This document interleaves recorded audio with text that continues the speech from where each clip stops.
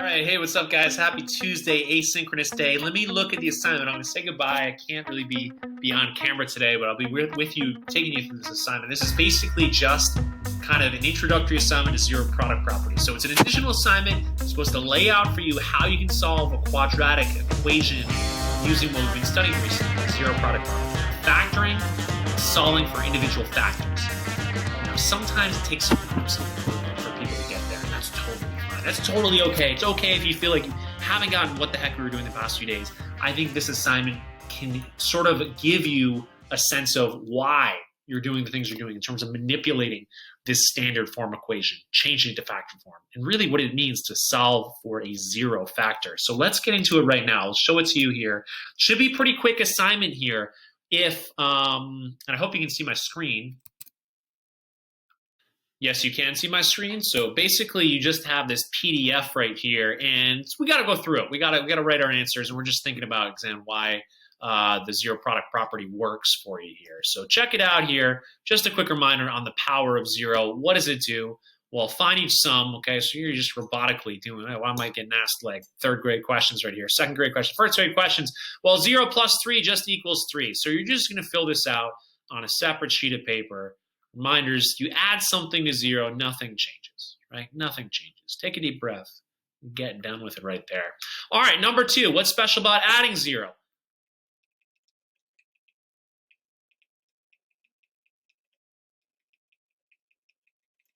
Okay, you add 0 to number, the number doesn't change. What about products? Hey, I got 0 times 3. This is just getting you used to the flow of things, right? Well, we got to identify, and you'll get faster this year. 0 times by 3, well, that's 0. Negative 7 times by 0, well, that's 0. 0 times 6, that's 0. What do we got here? 0 times negative 2 equals 0. Okay, what's special about multiplying 0? Again, we'll write a sentence.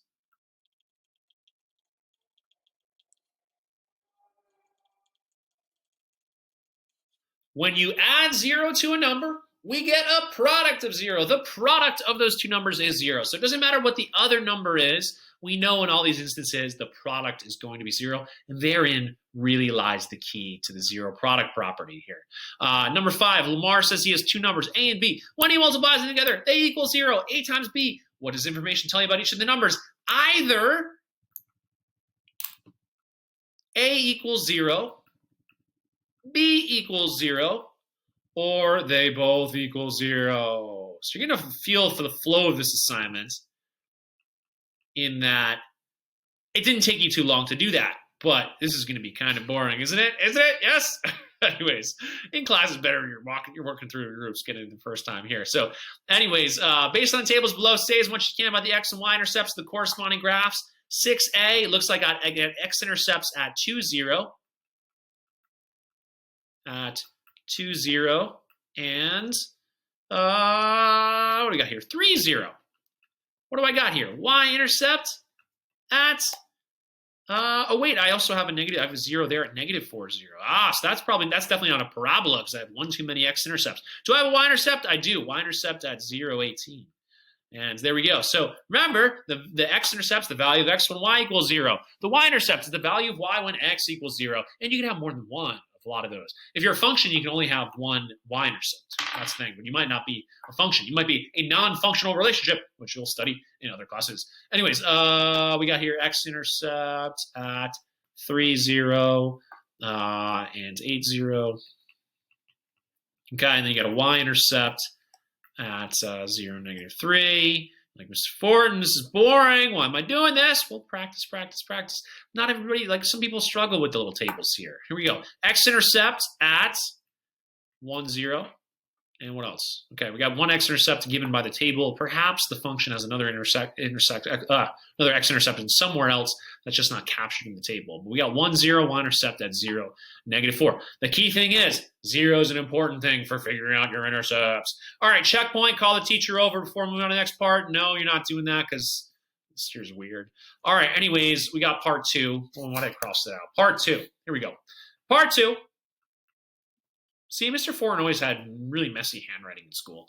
That's it here. Let's investigate the values of x and y for our intercepts. Since x equals 0 for all y-intercepts, find the y-intercept of the graph. Y equals this, okay? So here, y-intercept is when x equals 0. So it's very easy to figure out what our y-intercept is, even if it's written in standard form, right? Even if it's, in factored form. Standard form is really easy, right? Remember, it's just this c parameter in y equals ax squared plus bx plus c. In factored form, it's pretty easy too. It's just a simple calculation. I bet you can do it in your head real quick. But you can also prove it to yourself. The y-intercept is the value of y when x equals 0. So if you can solve this equation, I think you can. I definitely think you can. You can get the y-intercept. So that's going to be 0 plus 5 is 5. 0 minus 6, negative 6. There we go.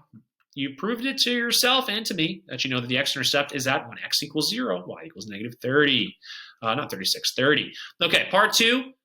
Since y equals 0 for all x-intercepts, write the equation you need to solve to find the x-intercepts for the graph y equals 0, x plus 5 times by x minus 6. So I know that some people might have trouble solving this equation, right? Solving this equation using the zero product property. It's just getting you think about what the zero product property is in the context of a quadratic equation like this. So if I want to get the x-intercepts, I need to always flip the y to 0. Flip the y to 0. So if I'm solving for the zeros of a quadratic, if I'm solving for the roots of a quadratic, if I'm solving for the x-intercepts of a quadratic, you flip to the y to 0. They call it lots of things. They call them roots. They call them zeros. They call them x-intercepts. They all kind of mean the same thing to a certain extent.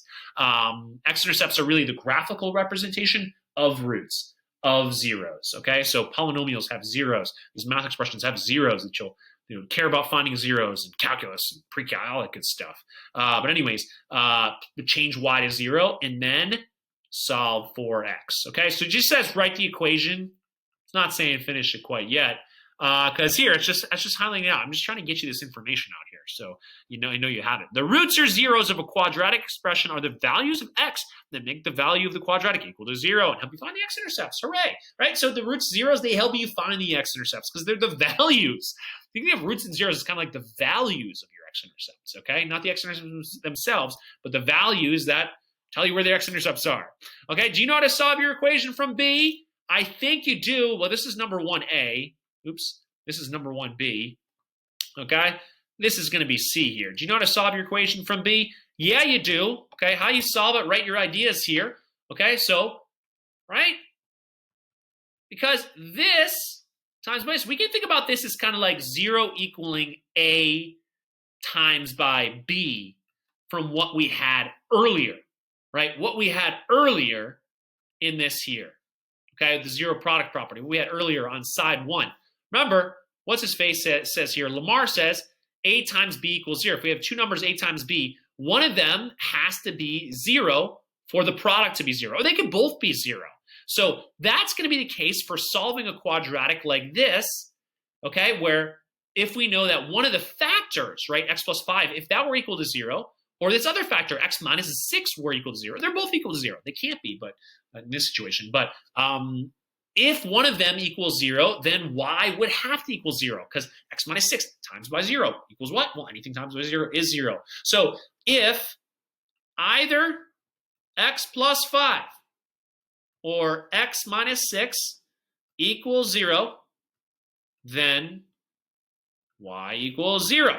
Okay, we have solved for a 0 of the equation, or of the expression, quadratic expression here.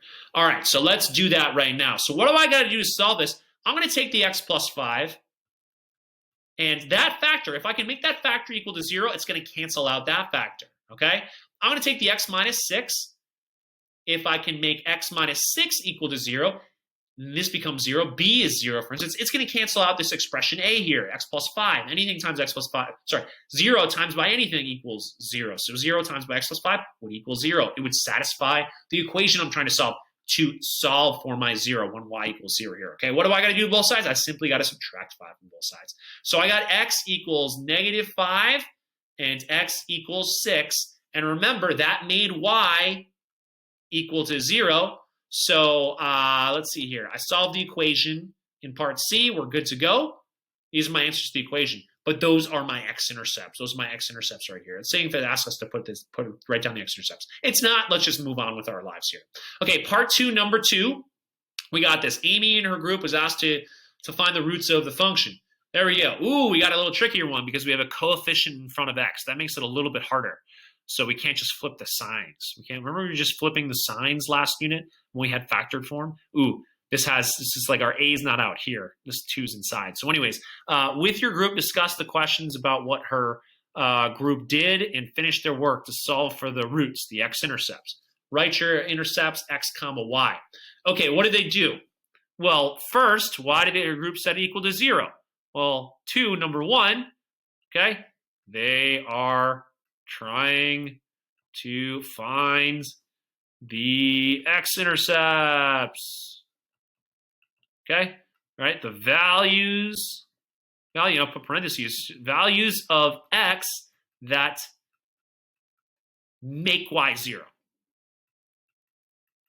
Okay, remember, x-intercepts, value of x will make y 0. Okay, right? Are we good there? We talked about that a lot this year. Number 2, okay, you don't have to write all these down. That's fine if you just think about them. Talk to yourself about them. Why did their group make 2 separate equations set equal to 0? Okay, they wanted to figure out the values, plural, of x that make each factor equal to 0. Okay, that's why they did that. So they set up, they already have a factor, they set it equal to 0. So they set up 2x plus 3 equal to 0, or x plus 7 equal to 0. And then it looks like our formatting got a little bit messed up here. They simply need to subtract 7 from both sides. So solve for x in both these equations. Okay, here we go. Easy enough here, right? We have the 2 factors. We just need to use each factor to figure out what each 0 is of this polynomial here, okay? Subtract 3 from both sides. Okay, I get 2x equaling negative 3. Divide both sides by 2. Okay, x equals negative 3 over 2 or negative 1.5. There's 1 0, other 0 here. That's where they're trying to subtract 7 from there. What the heck are they doing there? It's a little messed up. All right, 7s cancel out. I get x equaling negative 7. So there it is. Those are my zeros right here, okay? Solve for x in both equations. What are the roots? Okay, roots is another name for x-intercepts or zeros. In the form x comma y, well, this is part 4. This is part 3 up here. Okay, part 4, I got negative 1.50 and negative 70. Okay, so my x-intercepts. All right, guys. This is usually like not too bad of a class thing here. So whatever, I think you can do this. You can do this asynchronously.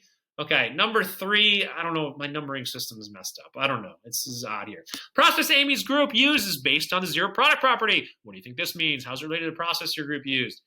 Wow, I'm doing the same thing over and over and over again. Okay, process Amy's group used is based on the 0 product property. What do you think this means? We found values of x that caused the product to equal 0. Right? And that's what it's all about, right? Y is the result of multiplying 2x plus 3 times x plus 7. We wanted to make it equal to 0, so that's why we used the 0 product property, right? We figured out how we can make each factor set equal to 0. Okay, and there we go. All right, last thing up here, number 4 is this. Use the 0 product property to find the zeros, x-intercepts for the graphs of the following function. Be sure to write them as coordinate points. Okay, so let's do it here. Okay, what do I got? In part A, I got this. Y equals 3x plus 4 times by x plus 11. What am I doing? Okay, you can do the same thing again and again and again. I like doing it with arrows. There we go, right here, right here. I also need to switch this to a 0. Okay, we're solving for the zeros, the x-intercepts. So I'm doing that, and I got 3x plus 4 equaling 0, and then I got x plus 11 equaling 0. Subtract 4 from both sides, I get 3x equaling negative 4. Divide both sides by 3, x equals negative 4 thirds. for this first one. Subtract both sides by 11. I get x equaling negative 11. Okay, got to write the equation, not the equations, the final answers as coordinate points. So I got negative 4 over 3, comma 0, and negative 11, 0 for my answer here to part A. Part B is this. Okay, so here I got one factor is x, another factor is x minus 25. So we have it here when I have just an x factor. That's easy. X equals 0. There we go. We got an x-intercept at the origin, 0, 0. So that's going to happen if you just have an x factor right there. Taking away 25 from it, my other one will not be at 0, 0. We'll have 2 here. So I'll have x minus 25 equaling 0. Well, let's make y equal to 0 so I can solve for the value of x that makes y 0, which is the 0 of the particular quadratic relationship here. So we got x equals 25. So we got 25, comma 0 here. All right, C, we got it. We got it, guys, don't we? Y equals x minus 8 times by 4x minus 12. Step 1, change y to 0. Change y to 0. Step 2, solve for the value of x that would make each of the factors equal to 0. Because if you have one 0 factor, your product automatically has to be 0. Because anything times 0 is 0. X minus 8 equals 0. Add 8 to both sides. X equals 8. So if x were 8 in this equation, y would have to be 0 because 8 minus 8 is 0. 0 times whatever this is. Doesn't matter. We get 0 as a product here. Okay, x equals 8. So I get 8 comma 0 as one x-intercept. And then let's get the other one here. 4x minus 12 equaling 0. Add 12 to both sides. I get 4x equaling 12. Divide both sides by 4. I get x equaling 3. So I get... what do I get? So I'm going to start boxing my answers so we can see them. Try to box your answers so we can see. Oh, thank you. X equals, so we got 3, 0. That's my other x-intercept. There we go. X-intercept. This is all about. This is algebra 1. This is classic algebra 1 right here. Ooh, last one. I have a double root. This is actually a vocabulary word called a double root right here. What does this mean? Well, what's another way I can write x minus 5, the quantity x minus 5 squared? Well, any square is that times itself. So I got x minus 5 times by x minus 5. So here I'm going to have 2 roots. I'm going to have, not 2 roots, I'm going to have something called a double root, in that this root will be my only x-intercept. It's also the vertex. Look, this is written in vertex form right here. That's pretty interesting, isn't it? So now I'm going to use my arrows and see here, this is just a double root, okay? My same 0 here is going to be the same 0 there. So anyways, add 5 to both sides. I get x equals 5, right? This is the same factor, right? Just repeated itself twice. So I only have one x-intercept here, okay? So this is going to be at 5, 0, my one and only x-intercept, and it's also going to be the vertex, okay? Because remember, the vertex is exactly halfway in between the x-intercepts. If I only have one x-intercept, then there's no halfway in between it, right? We're on the line of symmetry. We are the vertex of that parabola. And that is that. Thank you so much for you guys watching. Here I am, back here. Awesome. We nailed it. What did I get it done with? I got it done in what, like 25 minutes maybe? Hey, there we go. All right, zero product property. We've done that to death. We'll move on to a new thing Wednesday, which is just solving quadratics using square roots. So another method for solving quadratic problems. Message me if you have any questions. Thank you so much for watching. Bye.